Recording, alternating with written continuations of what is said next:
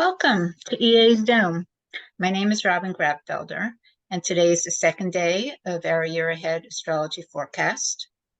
We have four astrologers, or maybe three, to discuss their insights on the upcoming alignments in 2024. Nia was supposed to join us from Israel, and we'll see if she can make it. Michelle Dench is going to moderate today's discussion. And Michelle is an astrologer and the administrator of the Jeffrey Wolf Green Association of Evolutionary Astrologers. And she is the current treasurer and vice president of NCGR San Francisco. Michelle's work focuses on the soul through relationships and love, along with her work on family dynamics in the natal chart. We also have Bradley Naragon, who has been studying astrology and making beautiful mandalas, astrology mandalas, since 1998, and has been focused on learning and studying EA astrology since 2009. Michelle, would you like to introduce Kristin and take it from here? Yeah, I'm joined with Kristin Fontana, who it's funny, we were saying Kristin graduated from UCLA with a degree in kinesiology, but somehow ended up being an evolutionary astrologer. Yeah. After she had an amazing experience meeting Jeffrey Wolf Green in 1999. And Kristin is an author contributing to multiple books on evolutionary astrology, including Insights to Evolutionary Astrology, Natural Astrology, International Voices of Astrology. Kristin has been writing astrological forecasts and co-hosting a monthly show, Guiding Stars, with EA colleague Rose Marcus. In addition to that, Kristin is one of the core and foundational teachers for the Jeffrey Wolf Green Association of Evolutionary Astrologers.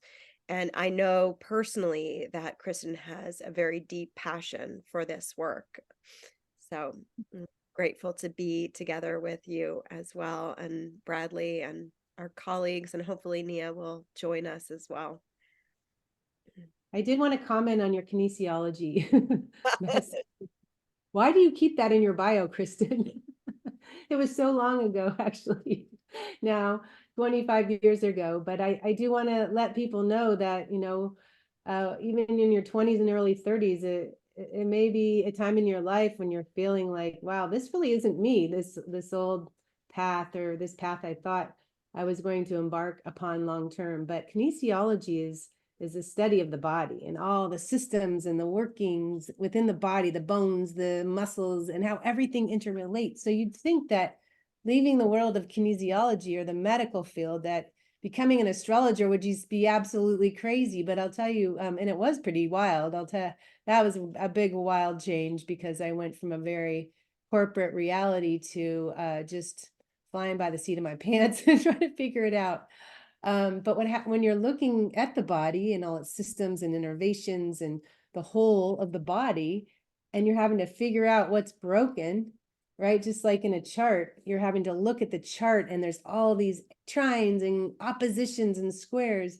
I don't know, my brain, it just transferred in my intuition, even, it just transferred in a very seamless way. So it actually worked. It wasn't so radical as it appears to be, or radical as it sounds. And when you're working in the medical field, you're fixing a symptom, right? When someone's sick or you've got an injury, you're really fixing the symptom. And by becoming an evolutionary astrologer, I felt I could help fix something deeper, something timeless. And it was just a perfect evolution, in my opinion. So yeah, I was happy to feel like I was starting from scratch. Really, I feel like I can relate to that a lot, being that I came from being a financial advisor and having a background in corporate finance and a degree in business. And if someone had told me 10 years ago, you're going to become an astrologer, Michelle, I would have not at all thought that was true. But that kind of points to the underlying journey of the soul. It's like a lot of what we're doing is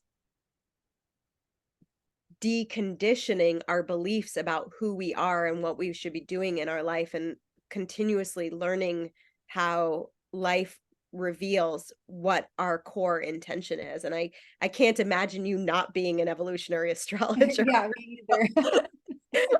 Although maybe when you retire, you'll become a kinesiologist. No. Joking. No. Uh, um, when I grow up. When you think about it, though, as a doctor or a kinesiology and they're kinesiologist, you're trying to fix problems, right?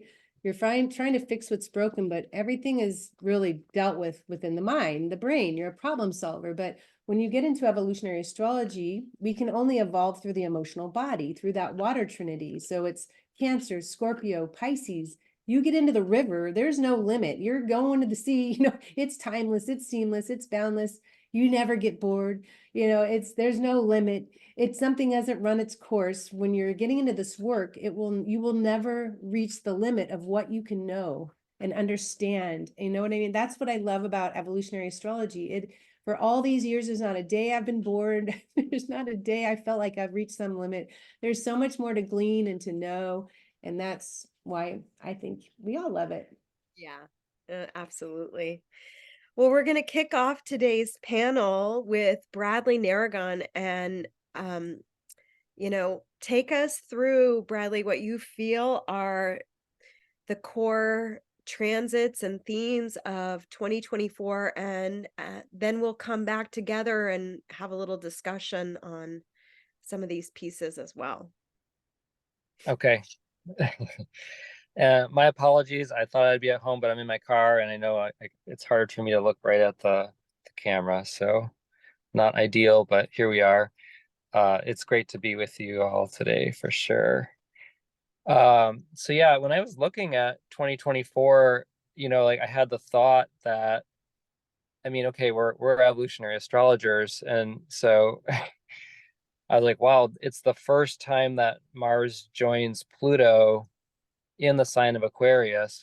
And so that seemed really significant to me. Maybe even and I was like, maybe I'm being overly dramatic about it, but it's in some ways it really it kind of kickstarts the evolutionary intention, excuse me, of Pluto in Aquarius. Yes, once Pluto goes into Aquarius, we all feel that for sure.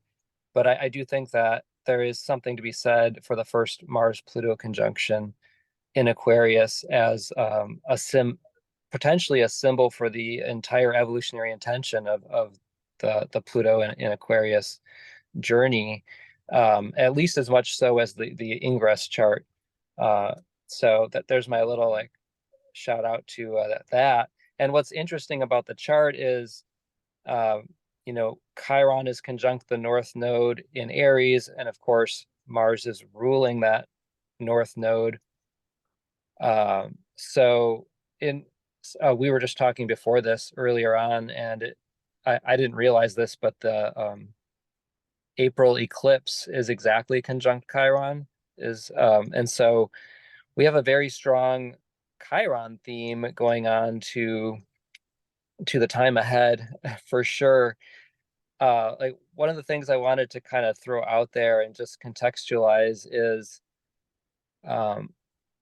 we're coming out of such a long period of Pluto in Capricorn, and so the shift is so dramatic in so many ways, and we're just not going to really realize the acceleration, until we're in it. I've had people in my life, with COVID and with all the change, sometimes people express that they want to go back to the way things were. There's certain nostalgia about the past. And I just say that because, with this influx of Aquarius energy, the rate of accelerated change is going to be, it's going to be increasing a lot. And, I was thinking of it this morning as I think it's we're just going to have to show up the best we can with whatever the circumstances are in that moment, and they're going to be changing a lot as we go, like I said. So lots going to be revealed with that. Also the moon's in Aries in this chart too, so there is a lot of energy that may have relative to the Pluto Capricorn has kind of been, I mean, it is a cardinal sign, but it's also like, yeah, I mean, the Pluto Cap just era has been, I don't know, it's brought up a lot of holding back of energy and restriction and dealing with kind of the heaviness of a lot of this. I mean, the intention was to evolve the actual structure of consciousness, the structure of society, and we have in a lot of ways, and in other ways it hasn't happened. But I think we're going to kind of get a huge kick in the butt here, so to speak, to carry forward. Bradley? Yes, Hey, Bradley. It kind of, when I think of Pluto and Capricorn, it's this history repeating itself, right? That's really what it also is. Yes, things have evolved, but in order for us to evolve, you have to have it in your face, right? So the whole history of this planet, whether it's politically or environmentally, it's just showing it's exposing really how extreme it is. And it's like maximum pressure at this point. We get maximum pressure. You can't wait anymore to not take care of your planet. You can't wait. You're running out of time. And so there's this crisis in the center, this pressure right before the Aquarian energy, where you're like, you said, everything will start to accelerate. You're just going to have to show up the best way you can. And it's exactly the way it will be. It's a perfect way to say it. But yeah, history does repeat itself. It tends to repeat itself. And it has. Well, all right, and oh, go ahead. I was going to say, in that vein, the last time Pluto was in Aquarius was during the French American Revolutionary War period. It was a very heightened period of time of, war and disruption and change of the identity of a people, of a massive massive shifts in our government, our structures, all of that. And with this particular chart, I find it fascinating. Venus is the ruler of the South Node in Libra, which she's in the same degree where she conjoined with Pluto in 2022 with Mars. So there's a repetition relative to where she is still sort of anchored in the past. She is also the ruler of Uranus in Taurus, which, I think speaks to the disruption of our physical financial resources. And at the same time, we have the moon, which, in evolutionary astrology is the vehicle through which evolution is happening through the emotional body. And the moon is in Mars's sign in Aries, right? Squaring Venus later in that day. And so the theme that I've been aware of relative to all of this is that when we are closing cycles of the past that have such strong evolutionary and karmic imprinting, we're going to simultaneously feel torn within our experience between those separating and uniting desires, right? This is the bottom line of evolutionary astrology. The soul, in and of itself, Pluto being the soul, has a desire to return to source, and it also plays out these conflicting desires. And this chart, to me, speaks immensely to an entire cycle of evolution, like the next 20 years especially, where our identity is shifting based on how that polarization influences us on such a deep emotional, physical, relational, psychological basis relative to our identities. And, I feel free to Yeah, those are such great points to bring into this. Thank you so much. And right, Kristin, when you were talking, of course, I was thinking about how the end of the Capricorn transit, there's, the south nodes of Pluto and Saturn are there, of course. So there's even this sense of even like this heavierness of what we've been reliving and going through from the past there. And And Michelle, I love you bringing this in because it's really fascinating to think about Venus there as, it's just kind of like, what are we bringing into the new cycle from the past? And there is a lot of social conditioning and social judgments from which we're coming from into this new moment, when we look at the full spectrum of where we are collectively. And yeah, that does correlate to a lot of polarization globally right now, of course. Yeah. That was an excellent point. That is an excellent point. Thinking too that, I don't know if you said this, Michelle, but with Venus ruling the South Node in Libra, right?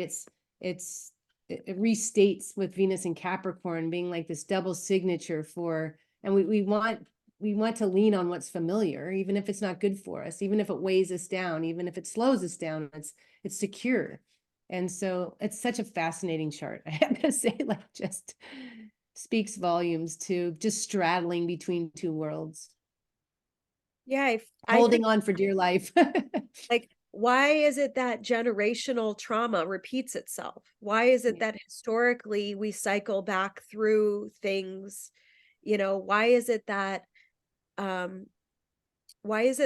we continue, even as human beings, to do things that are self-destructive, even after having the awareness of the effects of it's like I've been working in my own personal life with a lot of the realizations around anger and how women are taught to deal with anger, and how my mother dealt with anger, and how my child deals with anger, right? And at the same time, like, in order to evolve, like, that anger is showing something, it's revealing something, it's revealing deeper hurts, it's revealing unresolved dynamics, it's revealing resentment, all these different pieces that without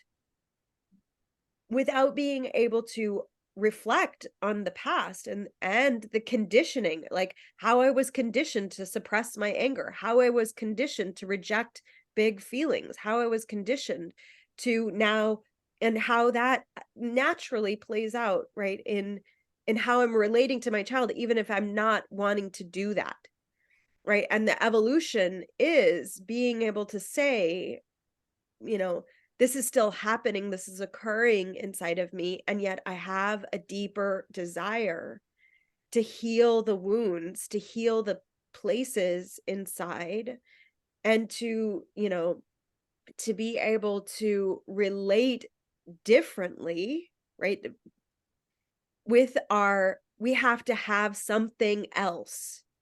And, I can see, like, from a personal lens dynamic, the something else is like learning new, practices, modes of communication, learning new ways of being, learning that it's okay to face those things and speak about them and name them. And, like, colonialism doesn't end unless we decolonize our minds, right? We will continue to perpetuate those kinds of patterns in our relationships, in our family systems, until somebody interrupts the pattern.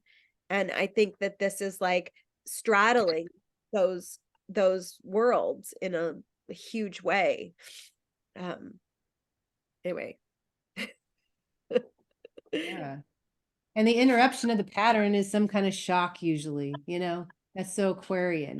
That it's what it takes to, like, change something. It would be like somebody who's daily in this grind at work. Maybe they have a physical job and their body's breaking down over time, and they just keep doing it and doing it. And then all of a sudden some major health issue comes up, like,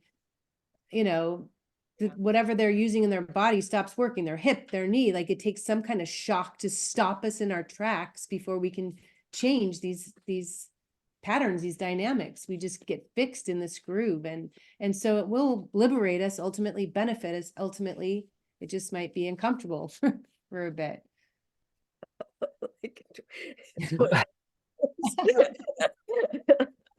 Yeah. Oh God.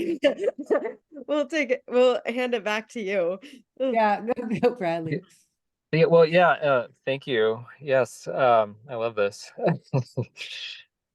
So kind of going on this whole piece of culmination of the past as we start a new cycle.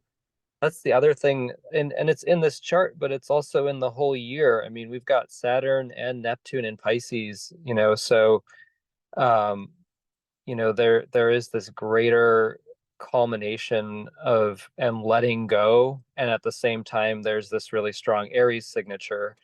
And so it's kind of interesting because we're in this process, what I see as of yes, there is a lot of letting go and surrendering to the moment, but then there's so much new stuff coming in at the same time. And I did want to make the point of what I've been noticing collectively more and more, and I think it's just the nature of the times that we're in. I'd love to hear your thoughts on this. Is that more and more people are really speaking to, it's like, how do we hold in our consciousness the sheer like pain and the tragedy of the awareness of what's actually happening, what's actually going on all around us in the world that we're more aware of than ever before. And, at the same time, to also hold the beauty and the love and the magic that's in life. And like, how do we stay in both of those places at the same time and just be totally broken open? And I kind of do think it's in these symbols. I don't know if I'm gonna, but I'd love to hear your thoughts on that piece also. I think what comes to mind for me is that the power of our resolution comes through that Pluto polarity point. And if we think about it from the shift of Cancer, and we can look at what's happening in our world and sense like the deep tenderness and vulnerability of humanity that is what is at stake. It's women and children and families and nurturing and care and the waters and this is no matter where you live on the planet, this is affected. And then the shift into Aquarius, which isn't it, it isn't the first time that Pluto has shifted into Aquarius. It isn't the first time that these planets have even come together in this sign, but it is the last time, right? It is the end of the end and the beginning of the beginning. And the Leo side of that is the immense need for joy in the face of suffering, for creative expression in the face of, all the polarization, that we actually have a heart to express ourselves and to continue to evolve through becoming more centered in what it is to have joy, right? We can have war and violence, and all of that can continue to perpetuate on this planet. We can have destruction of our natural resources, and like none of that is going to change if we are suppressing these deeper vulnerabilities and not learning how in the face of that that is where we harness this power. And for me, the most power in my life to evolve my situation, my life, my family has come through having a blank canvas, paint, and a room to just like verbalize, speak to the painting, sing, yell, cry, and I have a canvas on the wall over here that I've been working on over the course of a year, and little parts of my prayers, my emotional experience, my grief, my power, my passion, it's all over it everywhere, and it's all together. You wouldn't be able to distinguish what part of the mess of my life and the joy of my life is where. It's just one painting, and I think that's a part of what each person is going to find in their own way through this, through these transits. In our darkness, we find our light. In our despair, we find our joy. And that's the invitation with that polarity point, is to begin to actually harness it as a new instinctual response to what's happening in our lives and in the world. Mhm.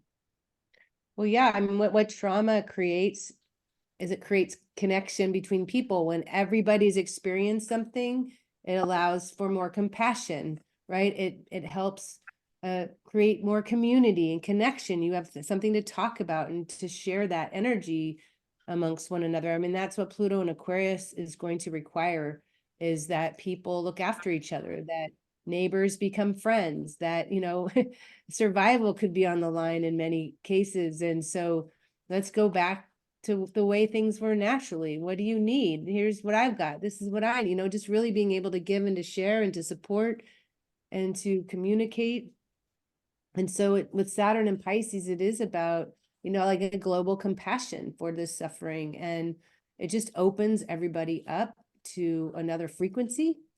And to remember that we've all chosen to be born at this time for some reason. We've all come onto the planet at this time for some reason. There's something we're all reliving in a way, and there's something that we, at least depending on where any soul is in their evolution, wanting to lead them, the world forward in a little way, a big way, whatever way we can, one voice, one touch, one connection at a time. And so to raise the vibration of where we've been is also so Aquarian. What can we do? And connection is part of it, a big part of it.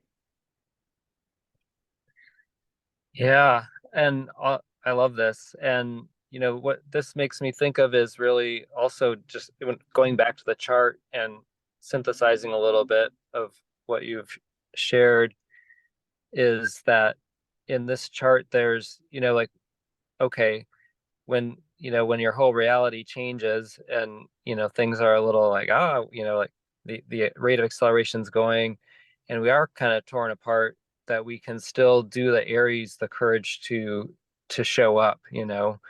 And because it does take a lot of courage to show up when we're wounded and when we're hurting and we see the pain around us, but to still show up. And, you know, and of course when we add in that Pluto polarity of Leo, there is kind of a double signature here of leadership, but it's also, you know, in a more simple way, just showing up, you know, and letting our light shine, even if, you know, we're feeling both the pain and the love at the same time. We can still, we don't have to go back into the past. And I suppose relative to the South Node Libra and then Venus and Capricorn in this chart, that contrast of going back into the past could really be to contain and hold in a lot of our feelings. And it's like we're being called to really like open up in a new way. Right. So I agree. I mean, it's going to be moving into Aquarius soon after, as we'll have a chart to share. But the polarity of Aquarius with Leo is to lean with your heart, to lead with your heart first, not reactivity or defensiveness, which is Capricorn's defensiveness. Reactivity can be Aries, but to lead with your heart. If you lead with the heart chakra open, your energy will attract others that want to join you in your efforts, right? So it's so simple. Energy is a really powerful thing. And you can witness it when you're moving through space, wherever you are, depending on where your energy is at. If you're in a protective Capricorn place, guarded, you know, people aren't going to want to come close or not going to want to support. But if you're in a Leo place, a heart open place, it just invites everyone around you to join you. Because because you are making yourself, vulnerable. You're showing your heart on sleeve. Oh, she's got her heart on her sleeve. Okay, it's safe for me to put mine on my sleeve. Yeah. Well, I was just going to echo that, Kristin, because I think the reason why we hold on to the past is because we feel a sense of safety in holding on to it, even if it's hurt us, even if there's elements of self-protection or you know, rejecting parts of ourselves. or past patterns persisting in our lives, there's a familiarity with that. And the whole piece around the vulnerability of living with your heart on your sleeve, like it does take an immense amount of trust that you're going to be received, and that kind of that kind of like letting go and forgiveness, which, this whole year is also very big. Saturn, Pisces, we're moving towards, whether we realize it or not, a complete shift in 2025 and beyond, relative to all this fixed cardinal energy shifting into Pisces, Virgo, Gemini. It's like, but right now is the groundwork of that, right? And it is the very core things that have felt like safety that have actually been constriction that we'll be, processing in this year in particular. I wonder if we want to move on to the next chart so that we have quite a few charts. We don't need to cover all of them. I mean, honestly, I really feel like just this conversation, this is setting up the rest of the year, emotionally and vibrationally on a soul level. I want to start this one, even though this is your jam, probably. Oh yeah, go for it. On the- Yeah. On the heels of something Michelle said. It's so perfect. Okay, so back in May last year, Mars entered Leo the third week of May, and on June 5th, Venus entered Leo. And you have a chart, I think, here somewhere later, but they were traveling like this. So Venus is trying to catch up with Mars and Leo. And I'm thinking about your canvas, Michelle, right? So she's got her canvas, she's doing all the Leo things. But I'm sure over the summer you're painting on this canvas. And so Venus typically catches up to Mars and blows past, whoop, bye-bye, and it is the giving side of us, the yin. It can be yang when it's Libra, but it is our relationship planet to ourselves and to others. Mars is that fiery yang going after it, independent. And so, but Venus was balsamic to Mars the whole time, never moving in front of Mars, right? And so last summer, I'm thinking to myself, there it is. Oh, okay. There they are. Balsamic to Mars. That is the date. June 23rd, 2023. That's as close as they got within 4 degrees, right, Bradley? I believe And so, yeah. Yeah. And then Venus started to slow down to prepare for her retrograde and never moved in front of Mars. Mars moved on to Virgo and so on. So last summer, I'm thinking, wow, when is Venus going to move in front of Mars? And of course, at that time, I pull up the chart you just did. You can go back to that one. And right here, we've got a Pluto, Mars, Venus new phase conjunction. So whatever was going on for people last May, June, July, August, through that Venus retrograde, it is coming full circle right now. And maybe Michelle can show us her canvas. I don't know. No, but I know that maybe by February, Michelle, that canvas could feel complete and you'll be ready for a new one. What's funny about that, Kristin, is I went this week and I'm running out of space on this canvas, and it's perfect. It's a huge piece of raw canvas. I went this week and I bought 2 new canvases. And they're sort of like sitting over here, and then maybe I might be able to turn the painting around and share this. It's a work in progress, but okay. What's interesting to me about this new phase, it's such a powerful initiation of Venus and Mars. And I've been tracking their journey with Pluto for the last 3 years. Basically, that's been my core evolutionary work, is this, what I call love evolution. It is the relationship between Venus and Mars holding these polarities, and Pluto, the core calling of the soul. And in this chart, we have Venus and Mars together in Aquarius, the moon, that emotional body, in Leo, right? It would have passed through the polarity point opposed Pluto, opposed Venus and Mars just earlier in the day. And all of this energy, all of this new phase Venus and Mars energy is also moving to square Jupiter in the coming days. And Jupiter's been going back and forth, this past year between 5 to 15 degrees in 2023, and it's not even cleared its shadow degrees yet in this early part of the year. But here we are, we're both having this, sort of the energy of a last quarter square to a Venus ruled Jupiter, while Jupiter's clearing, squaring the moon, opposing, the amount of dynamic, creative, liberatory energy that is in this, seed, if we would call it, right? This is a seed of a new relationship to humanity, to life itself, to our desire, our will, our relationship to our resources, our values, how that orients us inside the collective, how that orients us inside the places where we find safety, security, emotional expression. And it's like, it's all coming to give us some new way to finally anchor ourselves that allows for the past to be resolved. Well, the anchor is truth. The anchor is the Right. truth. Exactly. Exactly. I just find this kind of the turning point for, it's sort of like a what's the energy? A lot of wind pushing up against a dam, which has been pushed up against the earth, and what actually moves the needle?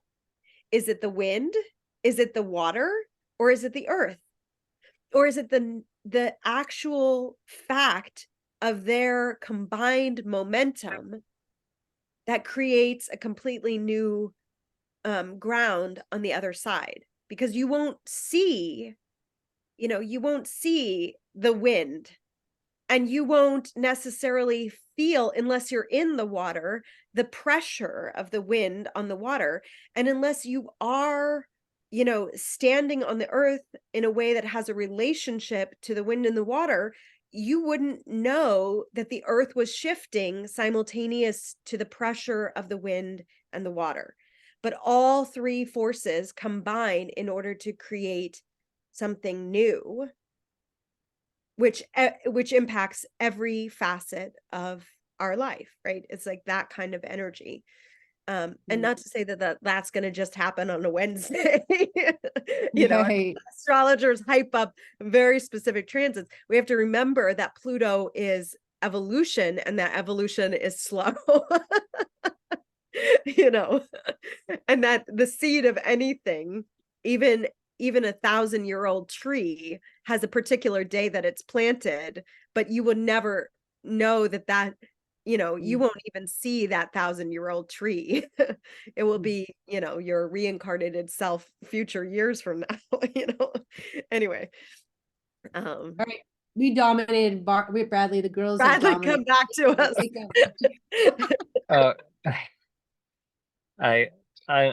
I'm appreciating all of this, of course. I do have another piece to throw into the conversation, and that is, like, of course, there's this quickening of everything with the Aquarius energy, and I was also thinking about how it's also it's an awakener. Like, so I mean, like these charts in this moment in time, yes, it's just in February, but it's symbolic of this greater energetic awakening. And I wanted to contextualize that in the sense that, I was looking, and Neptune in Pisces actually gets to, like, I think it's like 29 and 55. Like, it's at, we're doing the culminating time period of Neptune in Pisces. And have noticed that there's a lot of our collective response to trauma and tragedy and overwhelm and anxiety of living in the world has been a struggle for a lot of people, obviously the pandemic. And so there's been a lot of just like total escapism and denial and avoidance of a lot of things with Neptune and Pisces, the whole era, Yeah. and so I always thought Saturn in Pisces is kind of this interesting contrast. And I I have my like silly joke that daddy's home, but it's just, I don't know why. It's like, but it's just like this kind of like, look at the reality of what you're doing now.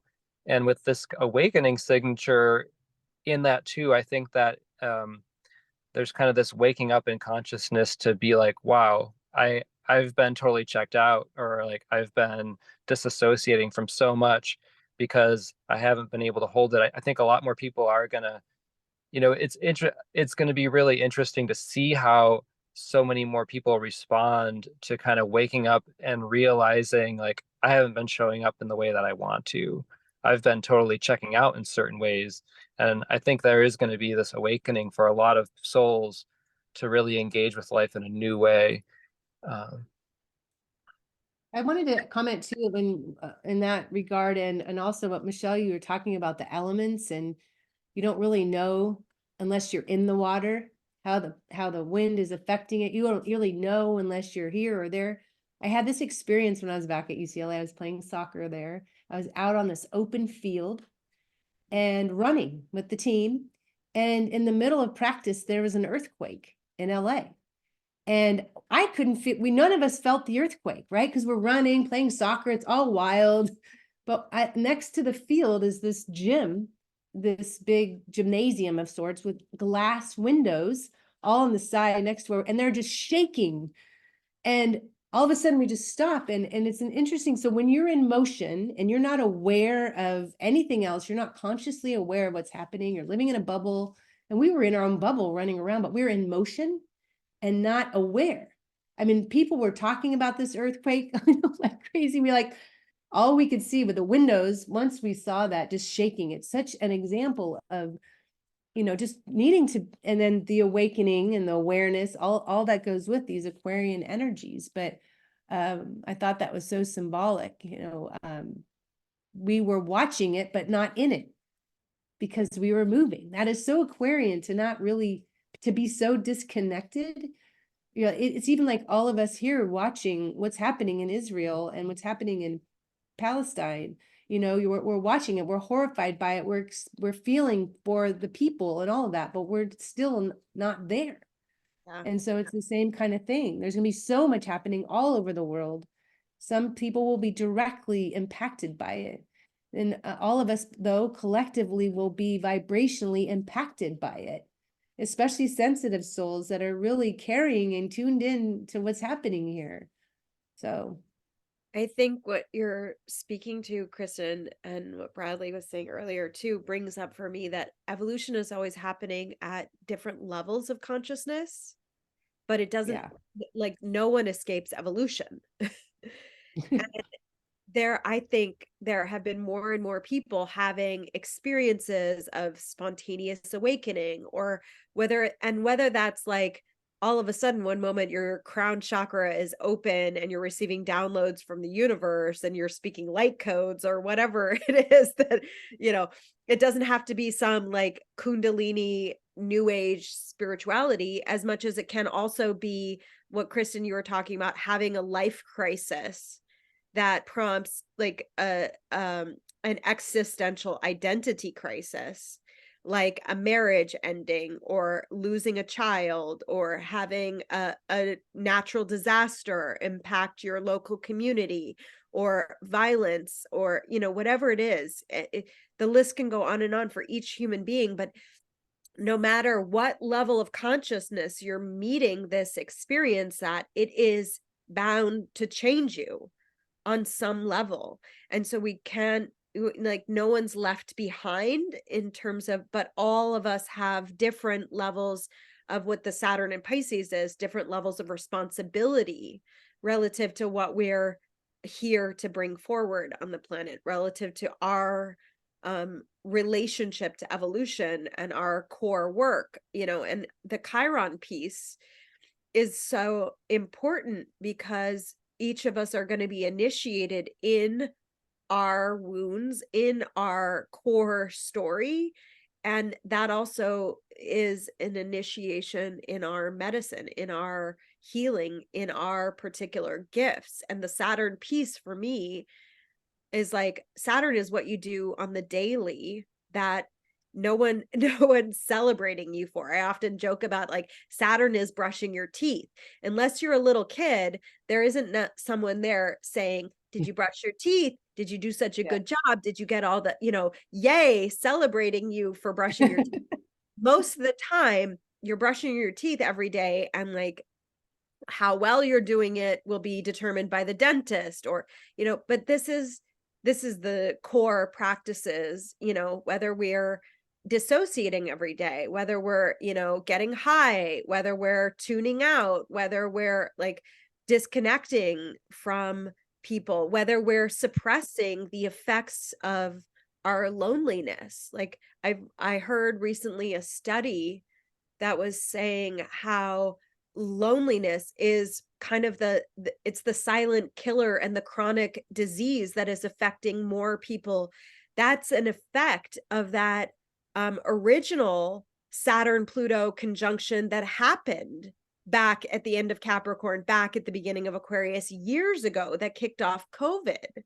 But we haven't necessarily resolved the effects of that loneliness. Like, this is how people need to come back into the fold and feel themselves in relationship to others and overcome the fear of being in connection in order to be, able to actually really face like how deeply we feel alone in our culture, and how that hasn't been resolved. Like, these are different pieces that I'm bringing forward, but I think they're all reflective in this chart of how much the change is embedded in the very way that we are in relationship to each other and to life itself. I wonder, Bradley, are there other things you want to say about this chart before we about this chart in particular? I had something, I don't know if it sort of relates. It sort of relates to the chart, but it's just kind of a larger context of, just thinking about this initiating these new cycles that are kind of awakening all this change. I just wanted to throw out the contextualization again of leaving this Pluto Capricorn era, and like, what are we awakening from? It's just like the amount of rigmarole and regulation and standardization and compartmentalization. Like, it's seemed kind of crazy. It's seemed completely absurd at times, and like, what, I have to do this form and that form, and like, there has been experiences of a lot of the Pluto Capricorn where we haven't felt that Cancer polarity. It's like, I'm a human. Like, are we humans talking to each other? Right. And so I guess, part of me is maybe like hopeful Aquarius, or just kind of has a sense that there might be some collective awakening of like, wow, maybe we went a little too far in terms of how much we tried to control and standardize life itself. Like, life doesn't fit in a box, and we've got to, maybe we had it wrong. Like, we went a little too far a certain way, but more thoughts on that. I think this younger generation, I think about, like, I've got clients that talk about, I have a COVID kid. That's what they call it. Like, a kid who was in, could have been elementary school, middle school, high school, who's, wasn't in school, and how it just completely disrupted their social process. They're all, it affected everything. Or the kid who dropped out of high school because couldn't do the COVID thing, and then kind of never went back, and is just floundering. I mean, I've heard so many stories, but also on another subject, all the shootings that occur in this country, how they affect kids going to school. Like, my daughter, when she was in high school, was afraid to go to school because she's hearing about all this, right? Mom, I'm afraid to sit. I don't know if I should sit by the door, or should I sit in the back corner and there's no exit? Like, because we are aware of what's going on in the world, and she overhears stuff or news or whatever. I mean, that's something I don't remember having to experience growing up. I don't know about you guys, but I don't remember that growing up. I don't remember that being a fear that I had. I don't remember hearing about it. We certainly didn't have COVID. There's a whole slew of other things this younger generation are having to learn how to navigate. And so, I mean, of course, there's been war for as long as we can go back in time, tribes fighting tribes, etc. But what's happening now to kids or classrooms or just random shooting, I mean, it's getting just out of control. And I think with the Aquarian energy, it could get worse before it gets better. I mean, so not to scare people, but I mean, it's a reality. Things have to reach an extreme. It takes an extreme to counteract an extreme. And so that's what's happening through this energy field. Because Uranus was in Aquarius for years before, right? And wait, where is it? Now I'm thinking about it. Yeah, when Uranus was it's in Taurus now. So I'm thinking of when it was in Pisces. I don't know when it all really came unglued in particular, but Aquarius probably, Aquarius through Pisces. So yeah, I think it's important to remember that there's a light and a shadow of every archetype. And we have the opportunity to make a choice every day with what we think about, what we energize, who we talk to, what our efforts produce. And, we have that freedom to, we can't control everything, but we can control what we choose and what we think about and how we direct our energy. I was thinking about this last night that, the perspective of war is often deeply justified, right? Especially when it's war justified for the defense or for the protection of something or for the protection of the people. But the polarity of war and peace, right? They can't coexist. Peace is synonymous to a particular state of mind, relationship, expression, and at the same time, the only place you can be relative to war is either in the desire for peace or in the justification of war. And that, that translates no matter whether it's a very simple family feud where you're resentful toward your sister for something that she said or did years ago, until you've been harboring this feeling of like, I cannot relate to my sister, and so I don't want to have anything to do with her, and so then you don't go to all of the family gatherings, and you Yeah. feel alienated and alone, and like you're the black sheep of the family. But really, maybe on some level, it was simply a misunderstanding of her. And if you take the perspective of staying at war with her, you could fight with her for the rest of your life. If you take the perspective of desiring peace with her, there might otherwise be an opportunity to bridge that through, connection, through expression, through negotiation, right? War can end in negotiations, negotiating a ceasefire, negotiating a new treaty, a new agreement. War can end through communication. War can end through intelligence. The species actually starts to become more reflective and self-reflective and realizes, oh, I can't hurt others and not have it hurt me. I can't live in a community and have people suffering and not have it impact me. So then the species becomes more intelligent and more able to say, oh, what do I need to do in order to shift that in me? Well, I have to talk to my sister, and I have to be willing to hear and understand her perspective, and then have the vulnerability and even the courage to say like, whoa, man, I've been holding on to this hurt from when we were kids, and you took the toy away from me and you hit me over the head, and I thought you were a violent, mean person, and I could never trust you. And so my whole life I've not been trusting you. And then you have this meeting and realize like, oh my God, we're the same. She's been afraid of me because I've been reacting to her as if I can't trust her. Right. And I don't have any siblings, so I'm only like, this is contact, but it is that kind of reinterpretation of our experience and of our relationships that is part of the resolution through the South Node in Libra.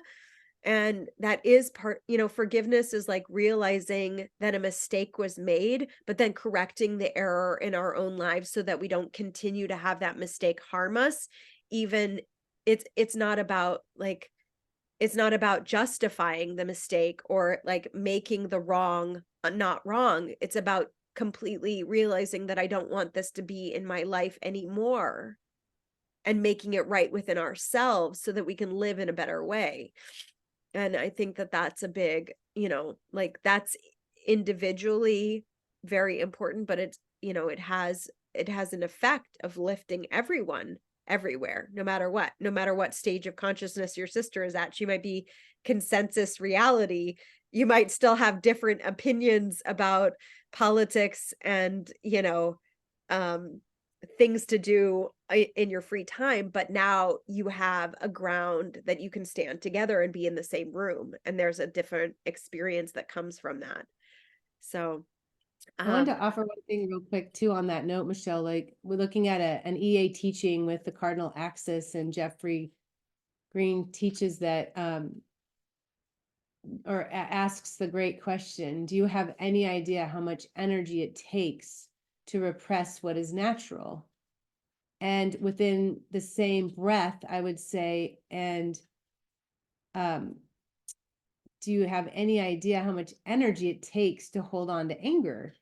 Right. And, just when you think about how much energy it takes to be angry, how exhausting it is. And then to be kind takes no energy. It's like breathing.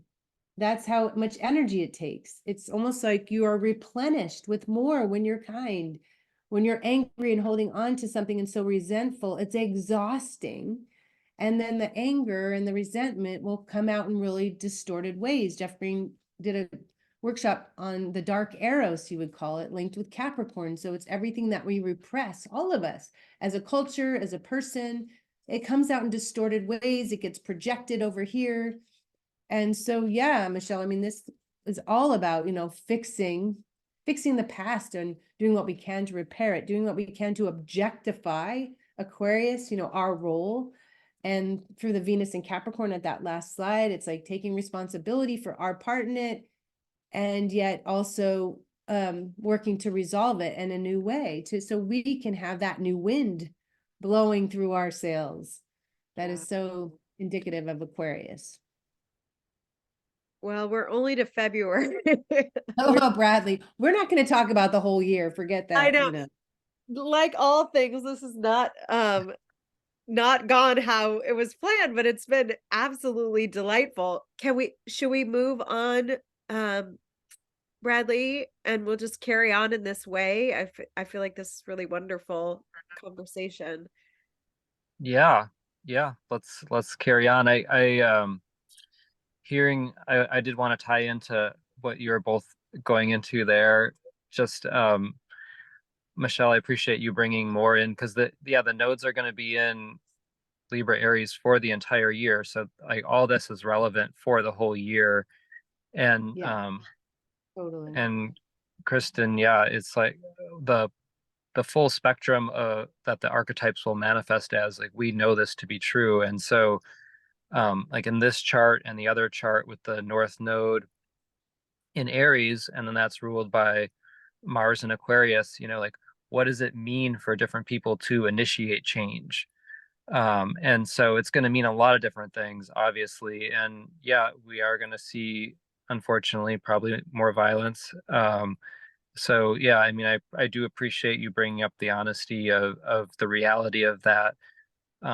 It's unfortunate that the North Node in Aries, and does bring up for some that like this is what they feel is the path, that violence. But also, it's changing. Someone just shared with me, there's a book that's kind of like, I it's like Enlightenment Now or something. Like, it's a terrible title. I don't remember it, but the guy basically like lists like the 20 like, you know, worst things that we think about with the world right now, and statistically shows how they're all actually improving.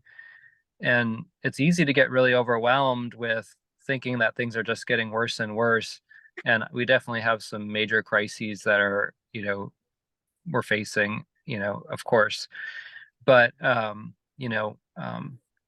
terms of the, you know, percentage of suffering from war and childbirth and disease and like a lot of the things that have been going on for a long time, it kind of shows that we are actually, as slow as it is, and maybe it needs to be faster, but the thing is, it's like, you know, obviously Aquarius correlates to technology and this acceleration of change. Like, we don't really know what could accelerate the change that we're about to see. It's Right, going to be, right. It's Aquarius. We don't know. yeah, it's outside the box of anything we've conceived as an option. Totally.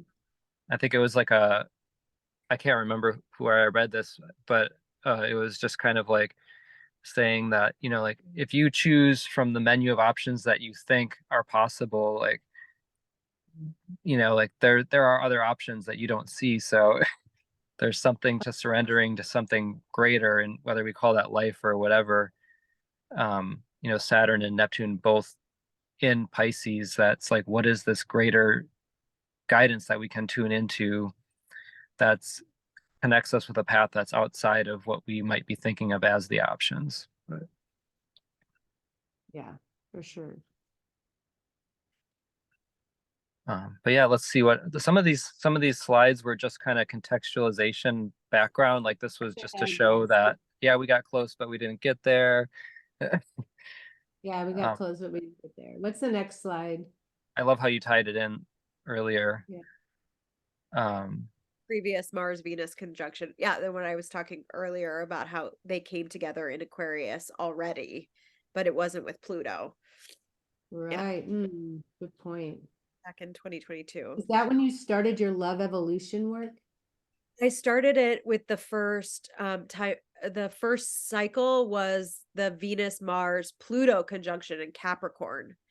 And then my second and third cycle were initiated with this, and I'm ending the cycle that I'm in February with the Venus Mars Pluto conjunction. So I've been tracking this cycle now 3 years, 6 month cycles of like focusing entirely on Venus and Mars's relationship to Pluto, their relationship to the nodes, because we've had also the nodes in Venus, Mars, Pluto ruled signs. So when this all was happening in 2022, it was Taurus, Scorpio nodal axis, right, with this Aquarius, and Saturn squaring the nodes, and then it shift to Aries, Libra nodal axis with Pluto squaring the nodes, which I think was really that crux of Saturn coming through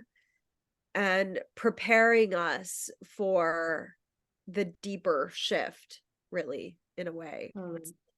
Going to Saturn school before going to Pluto school. And then realizing you've been in Pluto school the whole time. Yeah. I like what you said, Bradley, before with the Saturn and Pisces. It's just wait till your dad gets home. That's what my thought of. You're like, daddy's home. But it reminded me of my mom saying, just wait till your father gets home. You know, I'm like, oh no. But it is, daddy's home. Like, you know, right? So Saturn just just making sure that we're accountable, right? Yeah. And I think we're reflecting on the past. You know, the past is like the accumulation of sand underneath our feet. It is not gonna go away just because new phase is beginning. But we are learning with this increase in intelligence, whether it's, you know, an Aquarian emotional intelligence, you know, psychological, whatever it is, we're learning how to relate to the past in a different way and how to be open to the information that comes from new experience. Like new experience impacts us. If it's like if you never knew that you liked rock climbing, and then all of a sudden one day you go into a rock climbing place and there's like the whole thing of like the new rig and you put the stuff on, and all of a sudden you had no idea before that moment that you had all this strength and capacity, and that it was so exciting or exhilarating, but there's also probably fear in there too. And then, before you know it, you're like out, climbing boulders and meeting new people and doing like, and a whole life develops around this new experience that came from an indoor rock climbing session at a gym that you didn't know that you were going to go and do, but it then leads you into a whole new world where you're actually in your natural environment, right? That's kind of the transition that I see us in with this past information. So can we go to the next slide and get us back to current year? Let's see, next, keep going. All right, 2000, the next slide. Oh yeah, here we go. There we Mars go. Pluto crescent phase starts. Okay, Bradley. Okay. Oh gosh. Yeah. I don't have much well versed on this actually. I just wanted to put it out there as, like a way of thinking about the year, because it's like a 2-year-ish cycle, and that shift from crescent phase. I mean, in a way, we know it's interesting to see the Jupiter Uranus conjunction in Taurus, and obviously the shift from crescent. So from the February chart till April, there's that huge rush and flux of energy, especially with the new phase, Mars Pluto. And this is kind of a turning point where, I think we'll start. I think it's a good thing to at least kind of plant a seed in our awareness of like, notice what shifts at this time of year. Like what are you then kind of beginning to get established into, right? Because and this happened last year, which was kind of something to throw that Venus Mars chart, was like we were in such a long period of like this inner processing and retrogrades and kind of like heaviness, and then we had this acceleration that was so dramatic last winter, and it was almost like, wow, it was just fast and furious, and it might be like that a little bit this year. So I think like noting this crescent phase shift, it might be a chance to be like, okay, notice that we can start to slow down into what we've had this flux come in with.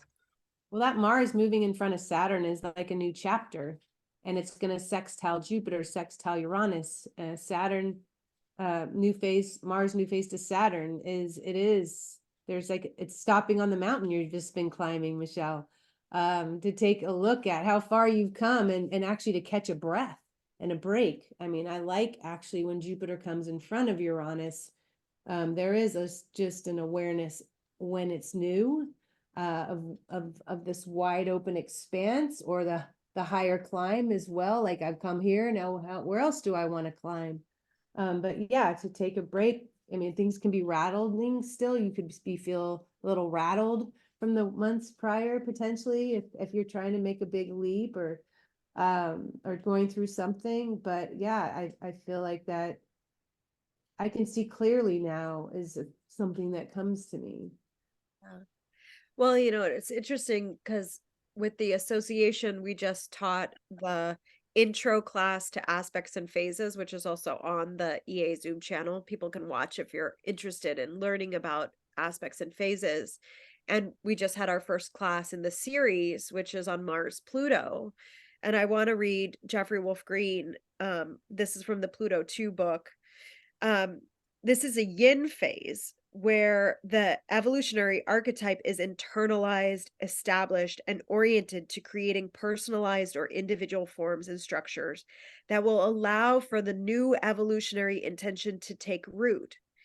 So from that perspective, it's like when you have a little seedling and it's sprouted. There's enough that you can see visibly some change inside of our life.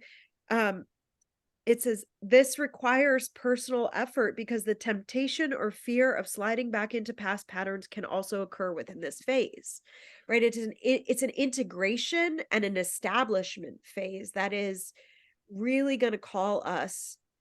And you can see, like, what's it calling us to? Well, Mars is calling us to Saturn, self-discipline, structure, structure in the waves, right? In the water, in the emotional turbulence.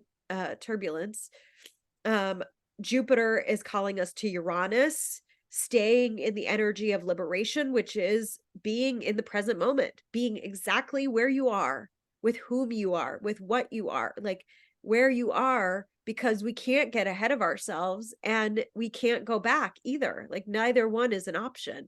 Really, the truth is always going to happen in the present moment. And then where's everyone else? Venus, Mercury, Chiron, the sun are all in Aries, emphasizing that Mars, which is like, I think there's some softening to that Mars. It really can allow for, it's sort of like when you put the little plant in the new big pot, you need to water it, and then you need to give it support to get its roots going. But it's like it's growing. It's something else is already happening in this phase, and it's so strong, the energy of newness, simultaneous to what might feel like, oh, I'm afraid of slipping back into the past, but that's never really possible, right? The past is part of the illusion that we work with on a daily basis. So I think this is really, and this is eclipse season in this time. This April, when this phase begins, is right in between, the eclipses will be in the first cycle, the March 25th and then April. So we're like in that, whatever got loosened up during those eclipses and initiated us in a new way is also present in this time. One thing too, I wanted to add real quick, and Bradley, I'll hand it to you. The Saturn transits, Saturn moves faster than Uranus. And so, I had my eyeballs on, well, because when I see Saturn and Uranus in a supportive link, it's about securing a change.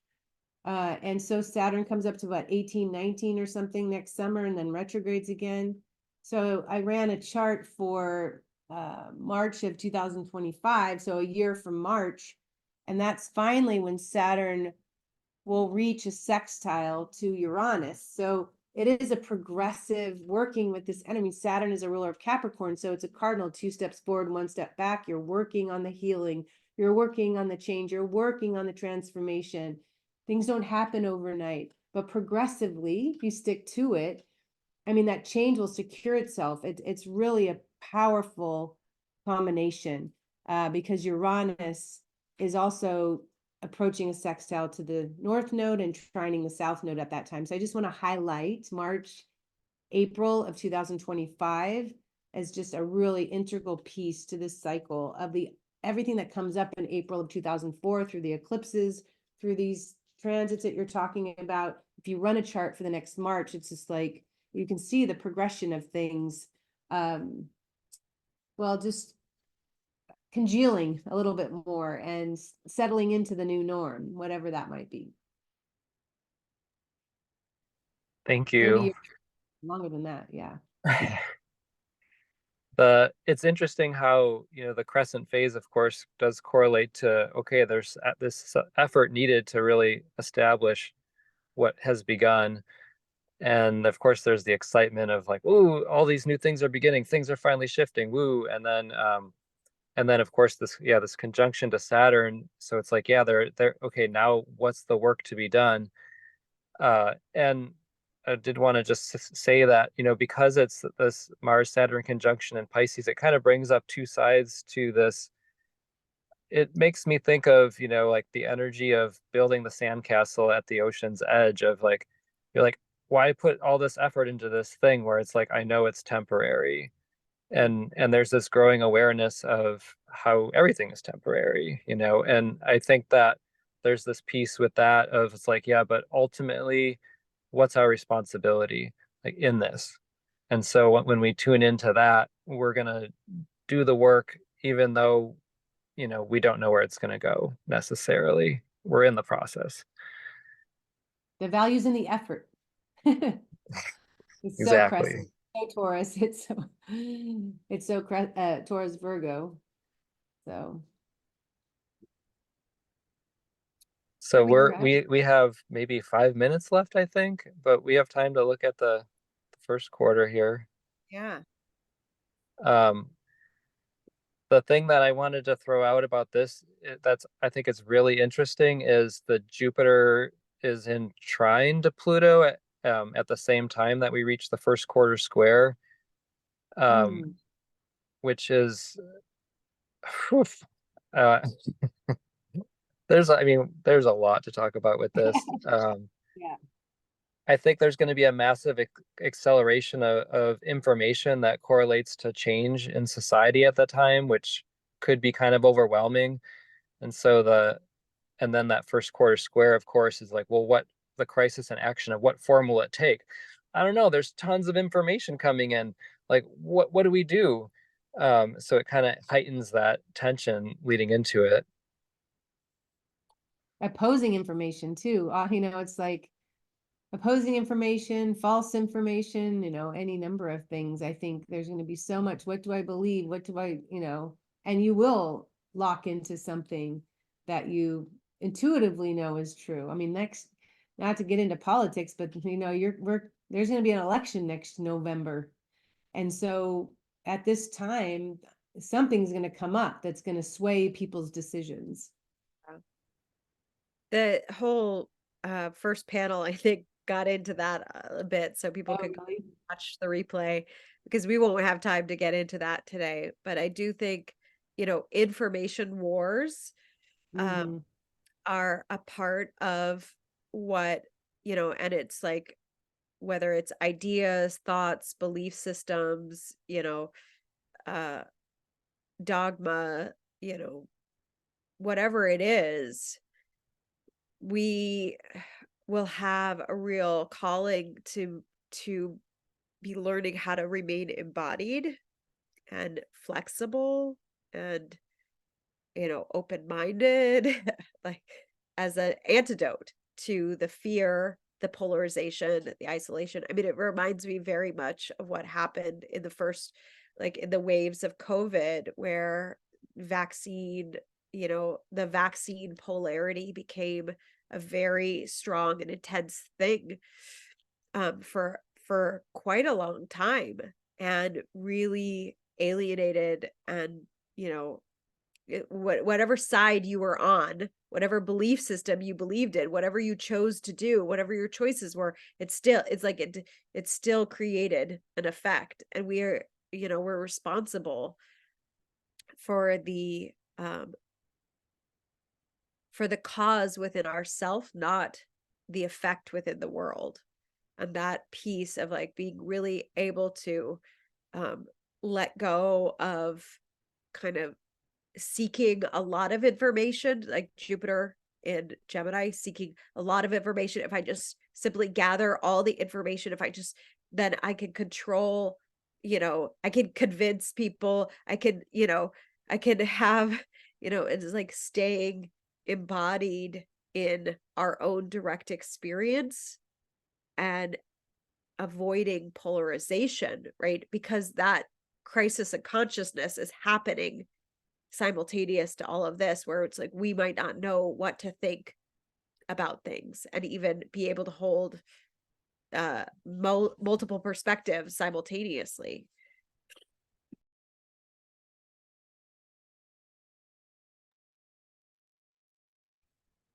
Yep, the relativity of truth. But what I love about that trine with Pluto and Aquarius trining Jupiter, I really do feel that if someone is honest with themselves, they'll know the truth when they hear it.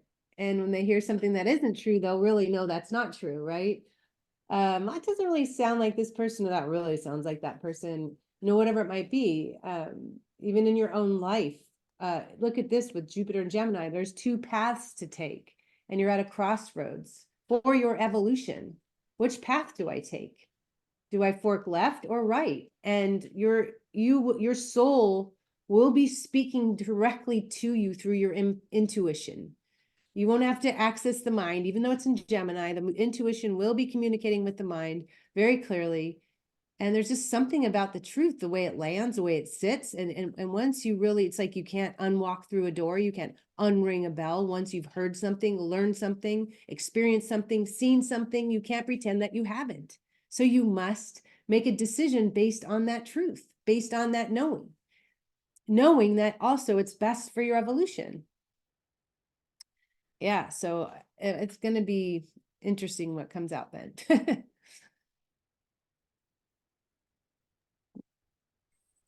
Are we at time? Michelle, did you say this are we at our Yeah, I think we're pretty much there, but I feel like we could go on. how do we Yeah. tie this with this? How do we tie this first 6 months with a bow? Yeah. And there's a third panel that will be taking on this on Wednesday, so I'm sure there will be more. And as with all things, there's always more information, there's always more thoughts to think and more things to say and more realizations to have. So I'm sure we can even come back on together and have another conversation midway through the year too. That would be That's a good idea. Maybe for the second 6 months of the year, we can Yeah. reconvene. I like that. I would do that. That would be Yes, you're fun. certainly welcome to come and continue. for the second half absolutely. of the year. Part two Part to two. be continued. Yeah, and you did just get through June, so Sounds good to me. That'd be great. Thank you all so much for joining me. And thank you, Bradley and Kristin, and just everything you brought to this conversation. There's so much richness, and I look forward to coming together again and being able to continue our conversation. Yeah. Thank you to everyone. Thank you to all of you. If there was something that you heard in this conversation that you loved or something that really touched you, please do feel free to leave that in the comments on the video and let us know what you want to hear more about too. Yeah. Hey, Joe. Been so lovely listening in. Thank you so much. thanks for Thank being you. here. Grateful to have you here with us. See you next time. Bye. Bye. Bye.